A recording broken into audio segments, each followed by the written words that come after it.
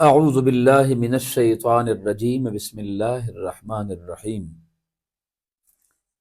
حضرات ذی وقار سامعین محترم، نبی مکرم صلی اللہ تعالی علیہ وسلم کی غلامی وہ خوبصورت طوق ہے کہ جس کے گلے میں ہو وہ اس کا سر اس دنیا میں بھی بلند رہتا ہے اور آخرت میں بھی اس کا سر بلند رہتا ہے۔ جو نبی مکرم صلی اللہ تعالی علیہ وسلم کے دین مبین سے جتنا دور ہے وہ اتنا مضطرب ہے، اتنا پریشان ہے۔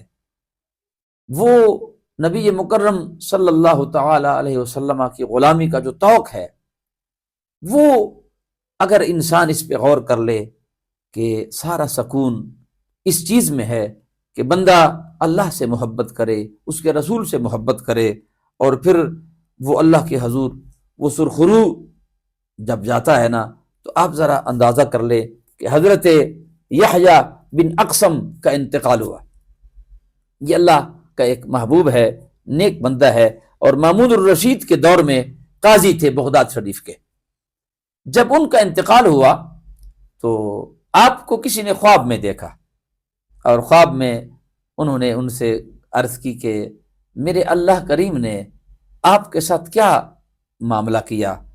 تو حضرت یحییٰ بن اقسم رحمۃ اللہ علیہ نے عرض کیا کہ اللہ نے کرم نوازی فرما دی، مہربانی فرما دی، اور ہمیں معافی کا پروانہ دے دیا۔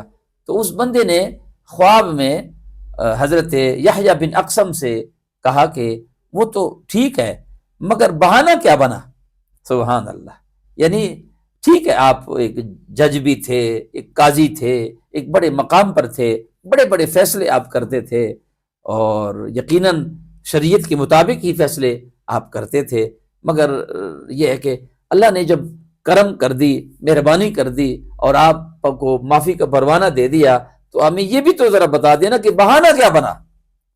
تو آپ نے فرمایا کہ بہانہ یہ بنا کہ میں جب اللہ کی بارگاہ میں پیش کیا گیا، جب اللہ کے حضور میں پیش ہوا، تو رب ذوالجلال کی خوبصورت آواز میرے کانوں تک پہنچی اور فرمانے لگے، اے بوڑھے، تو بڑھاپے میں بھی گناہوں سے باز نہیں آیا، تو بڑھاپے میں بھی اپنے نالائقیوں سے باز نہیں آیا، ٹانگیں تیری قبر میں تھی مگر پھر بھی وہ لغزشوں سے، کوتاہیوں سے تو باز نہیں آیا۔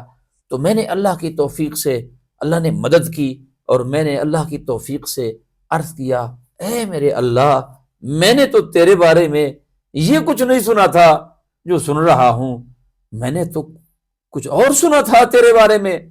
تو میرے اللہ کریم نے مجھے فرمایا کہ کیا سنا تھا تو نے میرے بارے میں؟